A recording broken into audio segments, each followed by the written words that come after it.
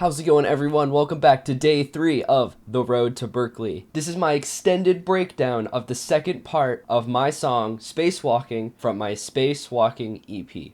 Let's get into it. In the second section of this song, some of the original components from the main section, the first section of the song, actually carries through. So let's take a look at those. First, we have the main melody from the song. Remember, it sounds like this.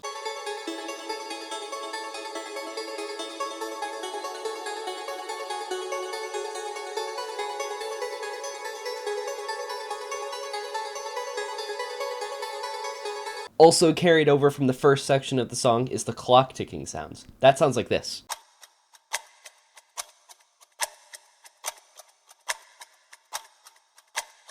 Another component that's carried over from the first section is the plucks. However, this time around, there's only 2 tracks of plucks, and they're a lot quieter. They sound like this.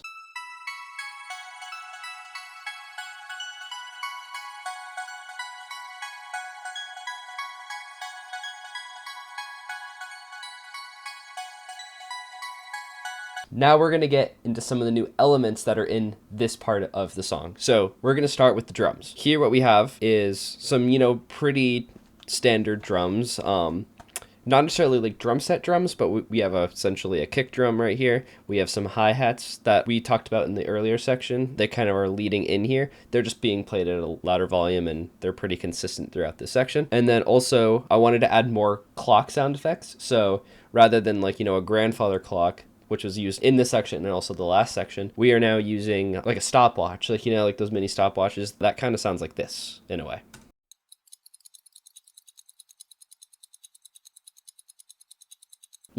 Pretty standard. And then that layered with the hi-hat kind of blends together. It sounds really nice that way. And then you add the kick drums to those, and then you get this.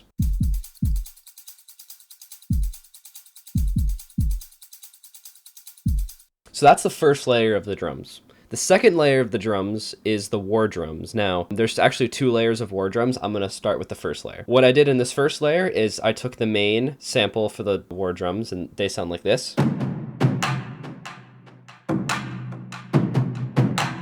And then what I decided to do was to copy it and then pan those ones left and right, so it adds some stereo width to them as well. And then I just EQ'd the drums a little bit as well. And that sounds like this.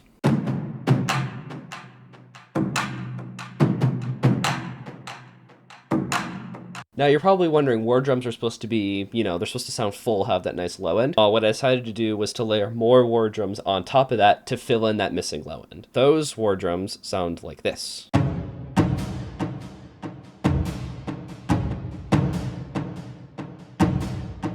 And then when we combine the 2 war drums together,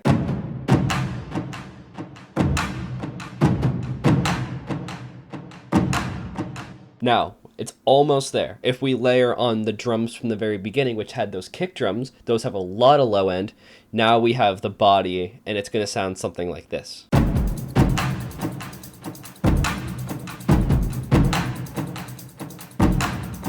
So that's the drums for that section. Let's get into some of the melodic choices I made. Starting with some of the new stuff that we have, this section of the song was more or less built on the use of a sample that I chopped up in a very specific way.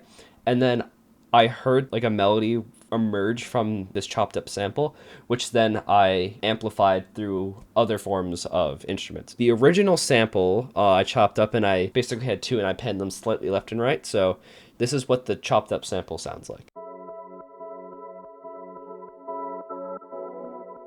You can kind of hear the stereo width if you have headphones on. It's very subtle.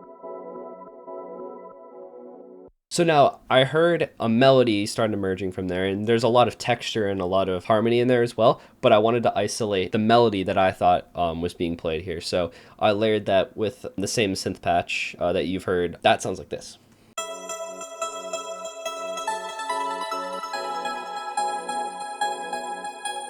That's now the main melody melodic motif idea for this section of the song. The next, probably most important thing of this section is gotta be the electric guitars that I recorded. I really wanted to encompass, the idea is that this is supposed to be somewhere in space, somewhere in a different planet. They're not supposed to be using, you know, the same instruments that we have here on Earth. So not your standard guitar, not your standard piano or whatever.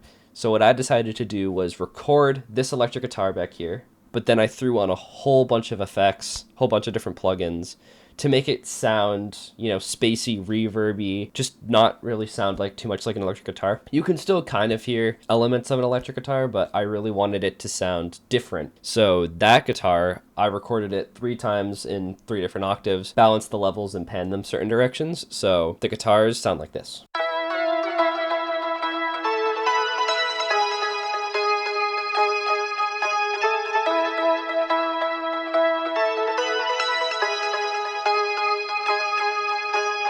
Now, even though I said that I was trying to get away from adding, you know, traditional Earth instruments, I couldn't pass up the opportunity to add some distorted, true, real electric guitar. That sounds like this with the other electric guitars.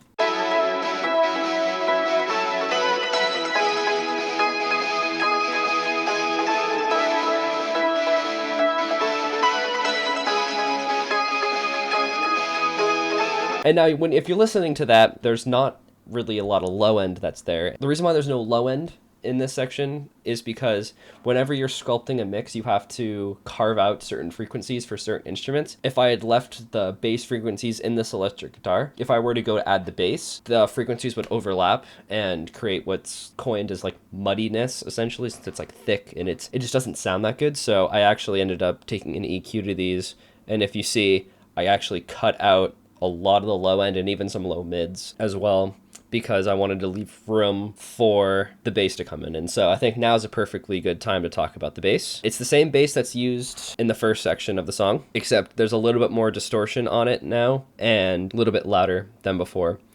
And you can tell that by the waveform right here. So that sounds like this.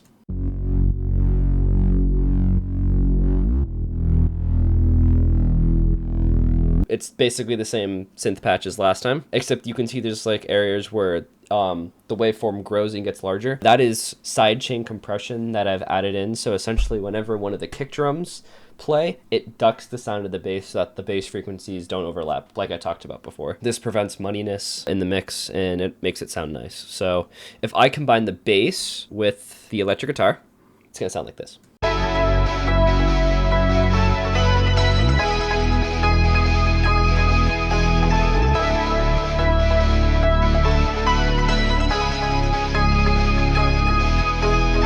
And then another thing to keep in mind is that there's also all the synths playing as well. So if we play everything together now, it's going to sound something like this.